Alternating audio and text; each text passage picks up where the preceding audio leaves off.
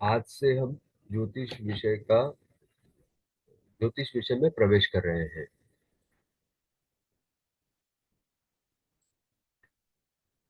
शुरुआत की थोड़ी जानकारी हमें रुचिकर ना भी लग सकती है, लेकिन ये आवश्यक है, जिसके बल पर हमें आगे भविष्य कथन करना आसान होगा। इसलिए अभी जितना अच्छी तरह से आप ये विषय समझेंगे उतना अच्छा रहेगा। और मैं चाहता हूँ कि इसके पहले के कई सारे जो वर्ग मैंने लिए हैं, तो हर वर्ग में, हर सत्र के पश्चात कोई ना कोई शंका तो मन में रहती थी। लेकिन इस बार के वर्ग में कोई शंका आती नहीं है, तो मुझे थोड़ा सा आश्चर्य लग रहा है कि क्या मेरा सिखाना ठीक हो गया है, या आप सभी समझ बहुत अच्छी रखने वाले विद्यार्थी हैं। कुछ तो है, लेकिन अच्छा चल रहा है। लेकिन एक बात अवश्य ध्यान में रखें कि अभी के जो 3-4 सत्र होंगे आगे के, उसमें आज का छोड़कर आगे के जो होंगे उसमें लिखना बहुत होगा, जिसमें हमें 12 ग्रहों की जानकारी पूरी लिखनी है, और 9 ग्रहों की जानकारी, 12 राशि की जानकारी और 12 भावों की जानकारी।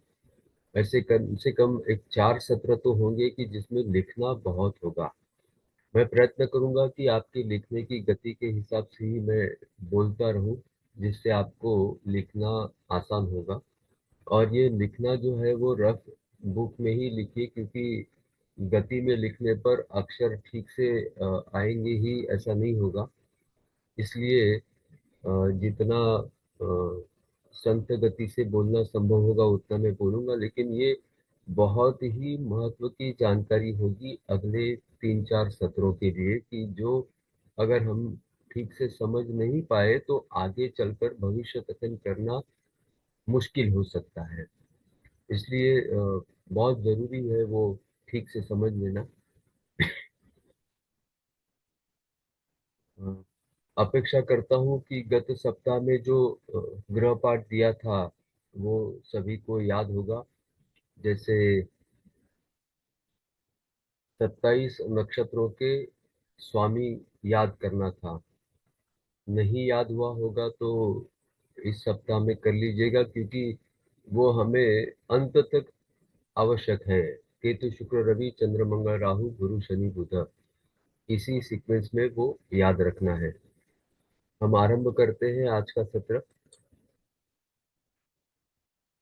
आपका वीडियो ऑन कीजिए ना। आपको ये स्क्रीन दिखानी है इसलिए वीडियो ऑफ रखा है, लेकिन कर देता हूँ।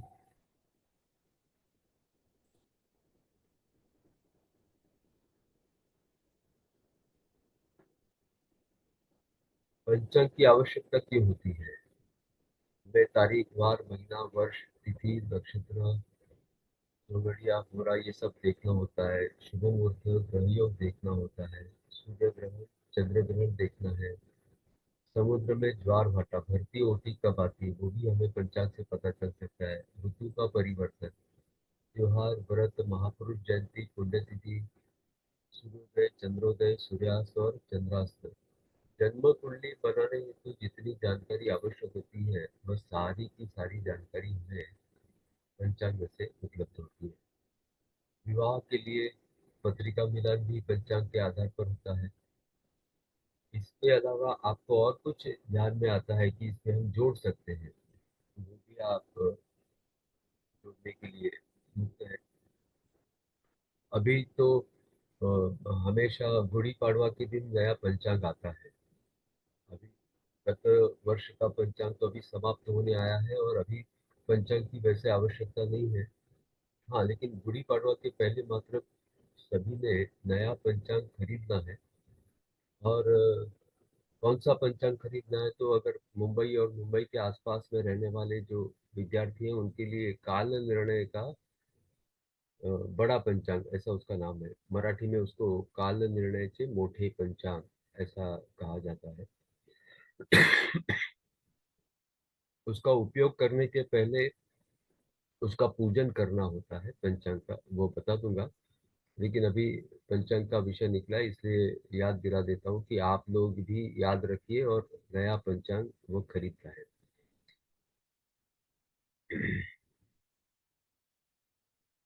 जो ऋतु बदलते हैं उसका भी ये समय पत्रक है, ये भी हमें पत्रिका कुंडली बनाते समय इसकी आवश्यकता होती है।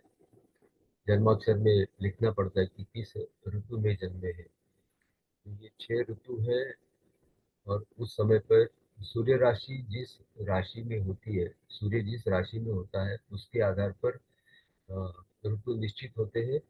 और महीने का जो समय होता है वो भी यहाँ दिया है।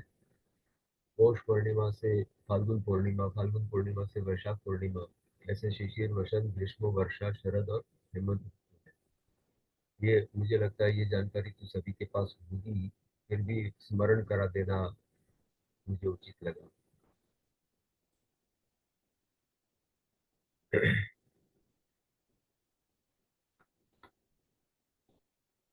हमने गत सत्र में अनध्ययन तिथि देखी थी, लेकिन शास्त्रों में केवल अनध्ययन तिथि नहीं है। उत्तम अध्ययन, मध्यम अध्ययन और अनध्ययन, ऐसे 3 प्रकार की तिथियां हैं। तो उत्तम अध्ययन कौन सा होता है? तो शुद्ध पक्ष की नवमी से त्रयोदशी, कृष्ण पक्ष की द्वितीया से सप्तमी, ये सबसे उत्तम है। कोई नया विषय पढ़ने के लिए आरंभ करना है तो इन तिथियों के भीतर अगर करते हैं तो समझ में अच्छी तरह से आता है। मध्यम तिथि जो होती है वो कृष्ण पक्ष नवमी से त्रयोदशी और शुद्ध पक्ष में द्वितीया से सप्तमी। और अनध्ययन तिथि तो पहले ही बता दिया था, दोनों पक्ष की प्रतिपदा, अष्टमी, चतुर्दशी, पूर्णिमा और अमावस्या, ऐसे 8 दिन जो होते हैं वो अनध्ययन के। उस दिन अभ्यास नहीं करना ऐसा नहीं है, तो पहले जो भी अभ्यास किया है उसका पुनः करना इन तिथियों में कहा गया है। ये अवखड़ा चक्र है जो आपको सभी को ग्रुप पर साझा किया था, लेकिन इस प्रेजेंटेशन में भी डाल दिया है। हाँ, ये जो 27 नक्षत्र है उसकी ये पूरी जानकारी है। ये ठीक से दिख रहा है क्या आपको पूरा? हाँ। तो संभव हो तो इनका आप स्क्रीनशॉट लेकर रख सकते हैं, जो आगे चलकर हमें जन्माक्षर पत्रिका बनाने के लिए भी और उसका फलादेश देने के लिए भी ये सारे उपयोगी वस्तुएं। ये भले हम अ, मुखोद्गत ना करें, लेकिन जानकारी हमारे पास होनी चाहिए। ये 27 नक्षत्रों की जानकारी ये है। पहले 9 नक्षत्र वही नक्षत्र है जिनके स्वामी की जो याद करने के लिए कहा था, वही वो 9 9 के इसमें मैंने दिया है, केतु, शुक्र, रवि, चंद्र, मंगल, राहु, गुरु, शनि, बुध। आगे के 9 नक्षत्र हैं, इसका भी स्क्रीनशॉट लेकर रख सकते हैं।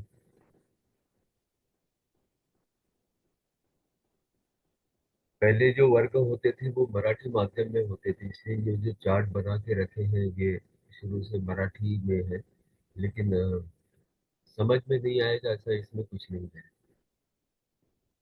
और अंतिम जो नक्षत्र है वो 27 नक्षत्र और एक 28वां होता है अभिजीत नक्षत्र, जिसे हमें अभी अ, ज्योतिष शास्त्र के संदर्भ में उसका वैसे उपयोग अभी नहीं है कुछ भी, लेकिन लिखा है इसमें। तो ऐसे ये 27 नक्षत्रों की पूरी जानकारी है, जिसका स्क्रीनशॉट आपके पास रहेगा तो आगे चलकर उपयोगी हो सकता है ये।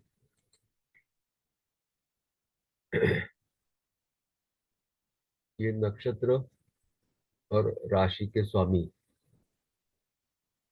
वही नक्षत्र है, अश्विन, मघा और मूल, उसका स्वामी केतु, भरणी, पूर्वा फाल्गुना, पूर्वाषाढ़ा, शुक्र, ऐसे करते करते हम नीचे आते हैं तो पुनर्वसु, विशाखा और पूर्वा भाद्रपदा, उसका स्वामी गुरु।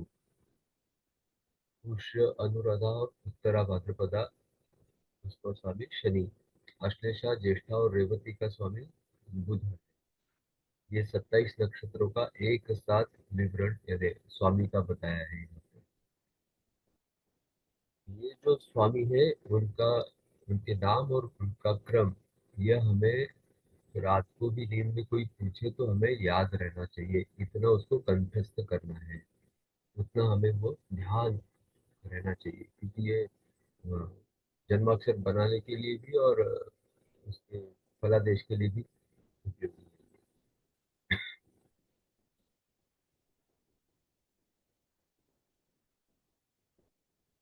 ये 27 नक्षत्रों का पूरा चार्ट है। ये पूरे 27 नक्षत्र है। एक वर्तुल का 360 डिग्री होती है, और ये 360 डिग्री को हम 27 नक्षत्रों से भाग करते हैं तो एक जो होता है वो 13 अंश 20 कला का एक नक्षत्र होता है। सारी जानकारी एक साथ इसमें हमें दिखाई देगी।